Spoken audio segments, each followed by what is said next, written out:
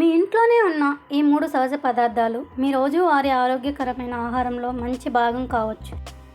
మొదటిది తులసి. మంచి వాసనతో పాటు ఆరోగ్యకరమైన గుణాలు కలిగి ఉంటుంది. రెండవది అల్లం. వేడి టీలో కానీ వంటింట్లో వాడే ప్రతి కర్రీస్లో కూడా